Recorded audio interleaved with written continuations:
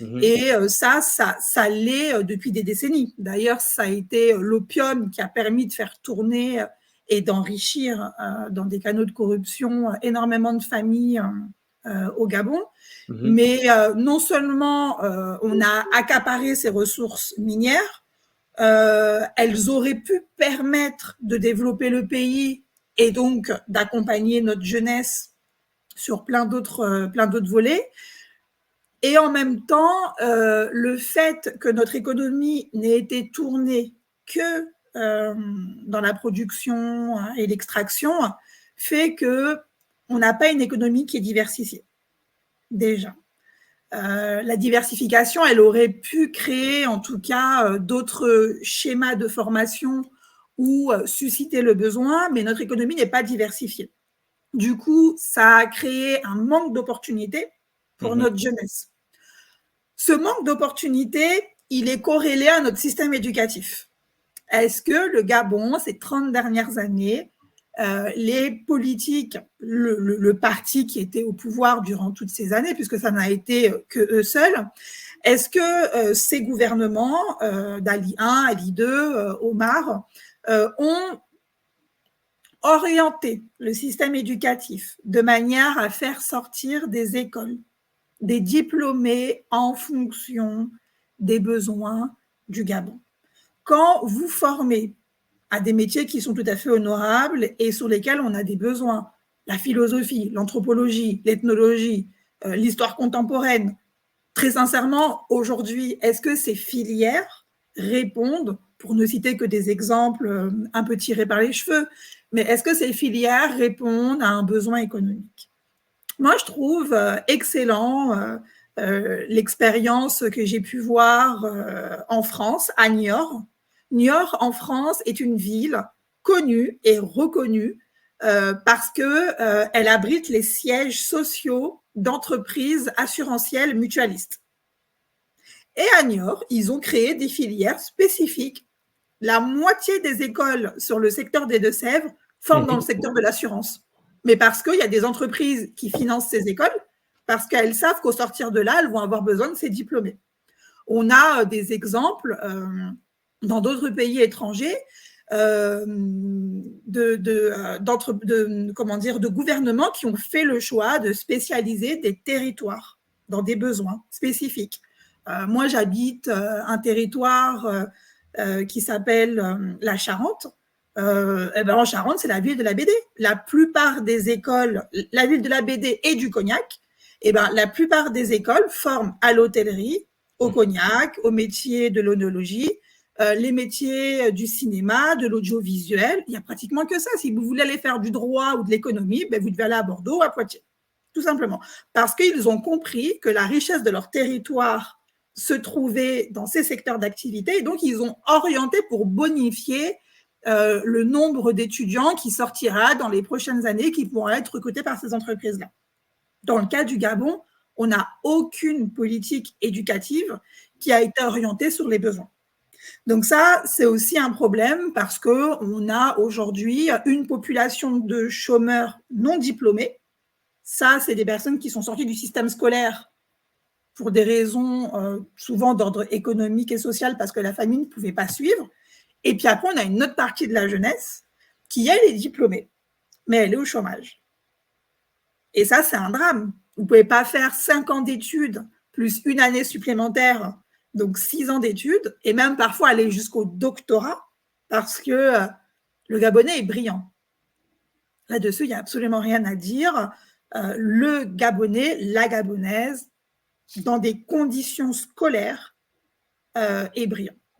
On a un taux de diplômés qui est, en tout cas dans des conditions, encore une fois, mises, qui est énorme. Encore récemment, on a des promotions qui sont sorties d'amis sur les réseaux sociaux. C'est magnifique. Mais quel est le potentiel transformable finalement sur le marché économique? Il n'est pas existant. Un système éducatif qui ne répond pas aux besoins, avec à la sortie une économie qui n'est pas diversifiée et donc qui ne permet pas d'absorber tout ce chômage-là, puisqu'on n'a pas du tout les postes requis. Alors, mais quand même, moi, quand j'étais plus petit, quand je grandissais, on m'a toujours expliqué que parfois aussi, la question du chômage, et là, je vais être un peu taquin avec toi, c'est parfois dû aussi au fait que les étudiants gabonais, parfois, ils ne vont pas faire des filières dans lesquelles le monde du travail a besoin. C'est-à-dire, on voit parfois des frères qui quittent le pays pour aller faire études ibériques. On voit des frères qui partent faire, je ne sais pas moi, psychologie, sociologie. C'est-à-dire que tu te poses la question de savoir, OK, mais quand tu sors de là avec ton master ou bien ton doctorat, quelles sont les chances? Parce que même là encore, et là moi je vis ça ici aux États-Unis, c'est que je vois par exemple des frères, des compatriotes, qui viennent étudier ce qu'on appelle business administration aux États-Unis. En fait, tu te poses la question de savoir, mais attends. On part dans un monde là où on veut les personnes qui sont qualifiées, des techniciens, qui sont prêts à travailler rapidement. Mais quand toi, c'est-à-dire que tu aurais pu t'arrêter, je ne sais pas, à Libreville et prendre un document avec la même filière, mais comment multiplier tes chances de venir en Occident et ne pas chercher à faire une formation qui en vaut la peine, en fait. Est-ce que cela aussi, c'est pas aussi, quelque part, une cause du chômage, quelque part? Alors après, c'est vrai que concernant les étudiants qui partent à l'étranger faire des études, finalement, aujourd'hui, on a très peu de données sur l'employabilité de ces jeunes-là, soit dans le pays d'accueil, là où ils sont, parce que quand vous quittez votre pays à 18, 19 ans pour aller faire 5-6 ans d'études, et ben pendant les 5-6 ans d'études, je peux vous assurer, pour avoir un très grand fils, que c'est aussi la période des rencontres. C'est là que vous rencontrez votre copine, et Yep. puis tout d'un coup, elle tombe enceinte, et puis vous décidez d'y vivre. Si c'est pas une Gabonaise, ou peut-être, ou une Africaine, ou peu importe, si c'est une locale, ben vous y restez. Donc en fait, vous créez mécaniquement, et c'est la vie, et ça, on ne peut pas le reprocher aussi, mais vous créez un centre d'intérêt familial à l'étranger. C'est un peu difficile de rentrer dans ces conditions-là. C'est un premier frein. Ça n'empêche pas la réflexion de se dire, est-ce que demain, après-demain, j'ai envie de rentrer dans mon pays ou pas? Ça, c'est des aspirations qui sont personnelles. Ce qui est intéressant, et on a très peu d'informations dessus, ça serait de savoir finalement ces jeunes qui sont financés souvent par la bourse. Donc c'est quand même l'argent du contribuable gabonais qui Yep. investit à l'étranger. Ce qui est intéressant, c'est de savoir quel est le taux d'employabilité. C'est-à-dire que quand ces jeunes vont à l'étranger, à l'issue de leurs études, est-ce que déjà dans le pays qui les a accueillis, ils ont trouvé du travail? Ça, c'est intéressant parce qu'il y a des histoires de statut juridique, administratif qui font que quand vous arrivez avec un visa étudiant, mais quand vous avez vos diplômes, il faut changer ce visa pour pouvoir travailler dans le pays qui vous a accueilli. Quand c'est rempli, quand la mission est remplie, j'ai envie de vous dire, chacun est libre de construire sa vie là où il veut. C'est au gouvernement gabonais de mettre en place une réelle politique sur ces études supérieures. Qu'est-ce qu'on finance ou pas quand un étudiant part à l'étranger? Quelles sont les conditions qu'on demande quand on verse de l'argent public, des bourses à un étudiant? C'est des réflexions qui doivent être posées dans le cadre d'un carcan politique et qui doivent être réfléchies effectivement dans une politique éducative, politique de la jeunesse. Ce qui est dramatique, c'est quand un jeune est parti à l'étranger, qu'il a suivi un cursus scolaire psychologie, sans dénigrer la profession, elle est très utile dans beaucoup de secteurs. Est-ce qu'au Gabon, tout de suite, ça répond aux besoins économiques du pays? Voilà, je ne pense pas. Mais ce qui est dramatique, c'est quand ces jeunes sont à l'étranger, ont terminé leurs études, mais ne peuvent pas rentrer chez eux parce qu'ils se sont rendus compte qu'il y a un delta entre la vie qu'ils ont vue à l'étranger, une vie quand même en Occident qui est un peu plus développée, avec des infrastructures, une couverture sociale. Et puis, il y a ce frein de se dire, si je rentre, qu'est-ce que je vais faire? Est-ce que je vais pouvoir me faire pistonner? Je vais devoir retourner dans ma famille. Je ne sais même pas à qui m'adresser avec mon diplôme. Même que ce stress même pour dire, je rentre avec mon diplôme, je vais aller m'identifier dans une structure pour aller m'enregistrer comme demandeur d'emploi. Au moins, ils me savent, il y a quelqu'un qui me suit, et puis il y a un travail qui est fait.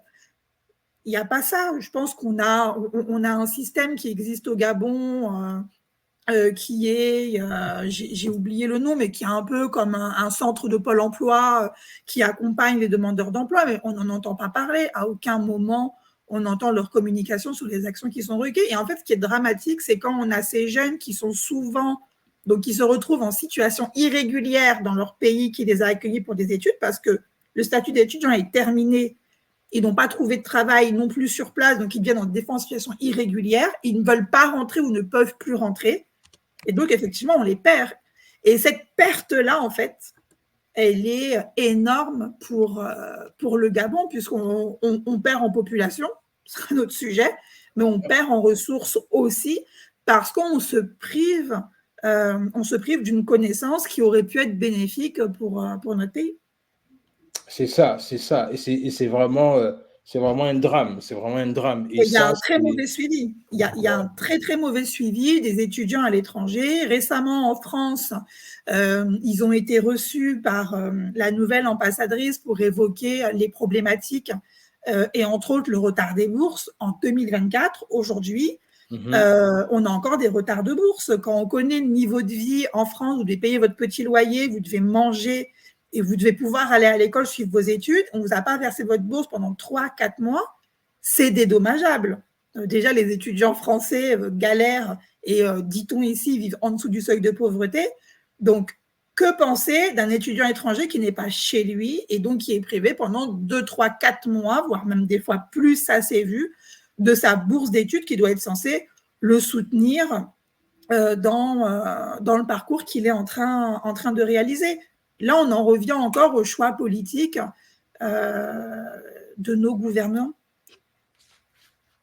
Ok. Et l'une des dernières raisons, et ça a été divulgué il n'y a pas longtemps par je ne vais pas l'appeler un influenceur, mais quand même un homme politique de la place publique gabonaise, qui parlait du fait que l'une des raisons aussi pour lesquelles il y a un problème de chômage, c'est peut-être parce que la jeunesse gabonaise ne veut pas entreprendre. Non, c'est vrai, ça s'est dit récemment, effectivement. Ça a été un débat là, ces dernières semaines sur les réseaux sociaux. Aujourd'hui, on parle d'à peu près 40% de chômage. On ne peut pas avoir 40% d'entrepreneurs. Ça, déjà, mathématiquement, ça ne correspond absolument à aucune logique. Ensuite, ce n'est pas le bon discours qu'il faut envoyer à la jeunesse en leur disant soit un, vous êtes des feignants, deux, vous ne voulez rien faire, vous ne voulez pas entreprendre, vous ne voulez rien faire. Si. La jeunesse, elle entreprend. Elle entreprend, mais elle entreprend dans l'informel. Moi, lors de mon dernier voyage, qui n'est pas vieux, de à peu près 12 mois, donc l'année dernière, je vais au marché. Je vais au grand marché de Montbouette. Et en fait, je suis restée, je crois, bloquée. Parce que je vois des jeunes qui ont 22, 25 ans. Et il y en a quelques-uns avec qui je discute, je leur dis, mais vous êtes là depuis quelle heure? Souvent, ils sont là depuis avant l'ouverture du marché jusqu'au soir. Vous pensez que ces jeunes qui vous trouvent une place de marché, qui vous tiennent la brouette, vos courses, qui veulent vous accompagner partout, et je parle juste que du marché, je ne vous parle pas d'un autre endroit, je vous parle juste de ce marché, je fixe cet endroit-là. Ce jeune de 22, 24 ans, qui est avec moi toute la journée, à qui je lui donne ce que j'ai envie de lui donner, à la fin de la journée, une fois que moi j'ai accompli les courses que j'avais à entreprendre. Vous pensez qu'il est déclaré? Vous pensez qu'il a une couverture de santé? Il vit sur de la précarité informelle. Pourtant, il fait preuve d'entrepreneuriat. C'est vrai, il se lève tous les matins, il est là, il attend l'opportunité, il attend le client. Et puis, effectivement, à la fin de la journée, il encaisse, il compte son dû. On est sur une espèce de système entrepreneurial. C'est comme ça que fonctionne une société. Mais en réalité, ce qu'on oublie de dire, c'est que c'est de l'informel qui n'est absolument tracé, qui n'est pas tracé dans notre économie. Et en plus de ça, qui ne leur offre pas un cadre formel qui peut leur permettre, pourquoi pas, d'engranger, pas d'autres revenus, mais peut-être de s'organiser et de créer vraiment un vrai business. Bon. En soi, ce que je veux dire, c'est que c'est faux de dire qu'il n'y a pas d'entrepreneurs au Gabon. Il y a de la volonté. On a une jeunesse qui est très résiliente. Très, très résiliente, qu'on a sollicité à chaque élection présidentielle pour des t-shirts, des goodies et pour faire des photos. 2009, 2016 et encore dernièrement, la dernière élection, c'est encore les jeunes qui ont été les bonnes serpillères des partis politiques. Qu'on a reconnu que pendant les périodes électorales et en dehors des périodes électorales, on n'entend plus parler de quoi que ce soit pour la jeunesse. Donc, c'est un peu facile de venir dire qu'ils ne veulent rien faire quand vous n'avez absolument aucune solution pour les jeunes qui sont incarcérés, qu'on refait sortir dans Libreville sans aucune formation, aucun plan d'accompagnement, qui malheureusement recommettent des forfaits souvent qui enlèvent des vies à des compatriotes. Quand vous avez des jeunes mères qui sortent du système éducatif parce qu'elles sont enceintes de manière précoce, qu'il n'y a absolument aucun encadrement, aucun suivi pour ces mères-là, quand vous avez des jeunes qui sont en décrochage scolaire parce qu'à la maison, ça ne suit pas, parce qu'il n'y a pas les moyens, parce que l'école n'est pas gratuite, parce que le transport est payant, parce qu'il faut payer les fournitures, parce qu'il faut payer la tenue, parce qu'il faut payer le moins de stylos qui s'usent en période scolaire et qu'il n'y a pas l'argent, eh ben, les enfants sont en décrochage scolaire. Et qu'est-ce qu'ils font? Ben oui, ils partent chercher de l'argent, mais dans l'informel. À droite, à gauche, c'est du bricolage. Et donc, ça n'offre absolument aucune perspective à notre jeunesse. Comment voulez-vous qu'un garçon aille doter sa petite copine en bonne et due forme alors qu'il n'a même pas un vrai travail? Vous comprenez? Ça, je reviens un peu à nos valeurs ancestrales, à nos us, nos coutumes. Et je vais vous parler d'un mot, c'est la dignité. On a enlevé la dignité à notre jeunesse. Voilà. On a fait d'eux des clients en période électorale à qui on donne quelques billets d'argent. Ça s'est fait. Hein, c'est pas un passé qui est effacé ou qu'il faut effacer, mais il servait à ça. Qui s'est préoccupé en dehors des périodes électorales de cette jeunesse, soit des MAPAN, ou alors de cette jeunesse diplômée? Parce qu'on a deux jeunesses au Gabon, c'est la vérité. On en a une qui a eu l'opportunité de faire des études, mais qui ne trouve pas d'emploi, et on en a une autre qui n'a pas eu ces opportunités-là, et donc qui aussi vivent dans des conditions sociales qui sont difficiles. Waouh, waouh. C'est-à-dire que quand je t'entends parler de cette jeunesse-là, j'ai juste beaucoup d'images qui défilent dans ma tête. Et effectivement, il y a cette volonté-là, il y a cette volonté. Les jeunes veulent s'en sortir, mais c'est juste que le cadre n'est pas propice. Et le cadre, effectivement, le cadre n'est pas propice. Et dernièrement, sur ma page, j'ai publié en disant que la jeunesse, alors la phrase était longue, mais la fin, je disais, la jeunesse a besoin d'être accompagnée. Et j'ai un compatriote qui est venu commenter en disant la jeunesse ne doit pas être assistée toute une vie. Voilà ce qu'il m'a répondu. Je lui ai répondu ceci, je lui ai dit que moi, j'ai une ado qui a 17 ans, le plus grand est déjà sorti, il est autonome. J'ai une ado là actuellement qui a 17 ans, c'est elle la prochaine sur les études supérieures. Ben, je lui ai répondu en lui disant que ma fille de 17 ans, elle a besoin d'être accompagnée. Et elle le sera jusqu'à ce qu'elle trouve son premier emploi et donc qu'elle soit autonome pour payer sa première facture. Parce que, c'est mon devoir de parent, mais en plus de ça, étant contribuable dans un pays, ce pays-là doit permettre de mettre en place les conditions favorables pour que ma fille puisse s'épanouir, trouver un travail et continuer ses études. Voilà, tout simplement. Wow. Donc, oui, on a besoin d'accompagnement. On ne parle pas d'assistanat, mais vraiment d'un accompagnement, c'est-à-dire accompagner un jeune, c'est lui donner souvent ce qu'il n'a pas retrouvé dans son noyau familial. On a quand même des familles gabonaises qui vivent pour la plupart dans la grande précarité. Pensez-vous, le matin, la grosse préoccupation, elle est de savoir comment on va faire tourner la maison. là, dans la journée, même pas demain, c'est là, on vit dans la journée.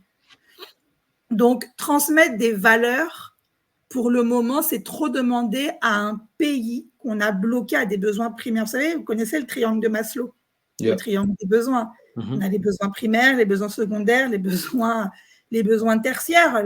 Le besoin tertiaire, c'est l'accomplissement, c'est quand vous avez obtenu tout ce qu'il faut. On en est aux besoins primaires. Manger, boire, respirer. Ouais. Voilà, et on est en mode survie. Ouais. Vous imaginez, on est en mode survie. Donc, vous voulez demander à une jeunesse qui est en mode survie, Lazare, lève-toi, marche et pars entreprendre.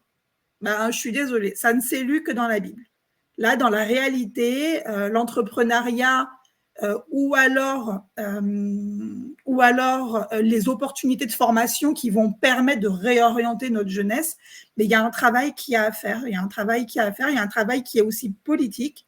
Il y a un travail qui est global avec tous les partenaires qui sont emmenés à intervenir. Et quand j'entends tous les partenaires, ça peut être aussi des partenaires associatifs. On a des associations au Gabon, à Libreville, à l'intérieur du pays, qui agissent. Il y a des actions qui sont faites, il y a des forums qui existent, il y a des ONG qui font un travail magnifique sur le terrain.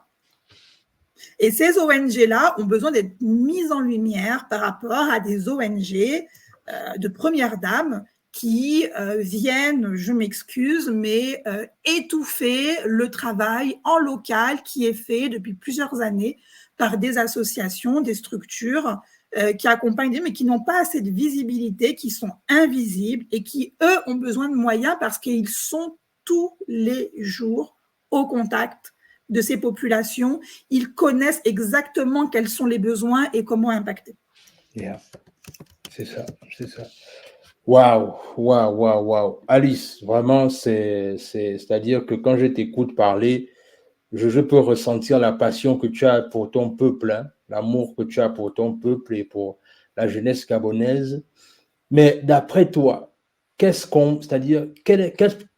qui peut être le postulat qu'on peut prendre aujourd'hui pour pouvoir redonner, comme tu disais tantôt, qu'est-ce qu'on peut faire pour redonner à la jeunesse sa dignité, puisqu'elle a été prise par force et on ne pense qu'à elle lors des échéances électoraux. Mais maintenant, qu'est-ce qu'on peut faire aujourd'hui pour redonner à cette jeunesse-là sa dignité, en fait? Qu'est-ce qu'on peut faire? C'est-à-dire, qu'est-ce que les dirigeants peuvent faire? Qu'est-ce que les populations peuvent faire? Qu'est-ce que les ONG peuvent faire pour se mobiliser, pour redonner à cette jeunesse-là sa dignité? Vous savez, ce qu'un jeune a besoin, c'est d'abord qu'on ait confiance en lui. Quand vous venez, vous, en tant qu'adulte, en tant que représentant d'institutions politiques, casser du sucre et dénigrer cette jeunesse, vous faites un travail qui est contre-productif. Cette jeunesse, elle a besoin d'avoir des références aujourd'hui. On a quelles références, même dans l'entrepreneuriat, qu'on décrit aujourd'hui comme la solution? Citez-moi un entrepreneur qui a fondé sa richesse en dehors des circuits de la corruption ou alors du favoritisme. Il y en a très peu. On n'a pas de success story à la gabonaise au Gabon. On en a chez nos confrères africains, pour ne pas citer Dangote, qui a souvent été décrié de façon humoristique dans les publications de nos frères pour des petits... sur des petits événements qui sont venus sur les réseaux sociaux. Mais ce que je veux dire, c'est qu'au Gabon, aujourd'hui, on n'a pas d'entrepreneurs à succès. Ce que la jeunesse a besoin, si on veut parler d'entrepreneuriat, ils ont besoin de voir des exemples. On a besoin de les encourager. On a besoin de leur dire qu'on a confiance en eux et qu'ils peuvent y arriver. Si c'est une jeune mère qui est sortie du cursus scolaire parce qu'elle a eu un enfant très jeune, mais elle aussi, elle a besoin d'avoir en face d'elle des personnes qui croient en elle, qui lui disent « Bon, ok, c'est fait, tu as un enfant entre les mains, c'est bien, c'est une bénédiction quoi qu'il en soit, on en a besoin.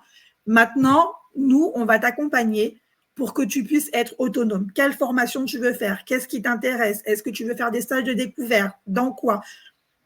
Ce que je veux dire, c'est qu'en fonction des problématiques des jeunes qui sont multiformes, il faut adapter son discours parce que c'est des jeunes qu'il va falloir effectivement rebooster, il va falloir leur redonner la dignité, leur donner l'envie d'y arriver. Et ça, je sais que c'est pas tant le souci. C'est pas tant le souci parce que ils nous attendent pas en fait en réalité pour qu'on vienne leur apporter tout Bien ça. sûr, bien sûr. Mais il faut que déjà nous-mêmes on ait ce discours positif. Et ensuite, il faut que les conditions soient favorisées au Gabon.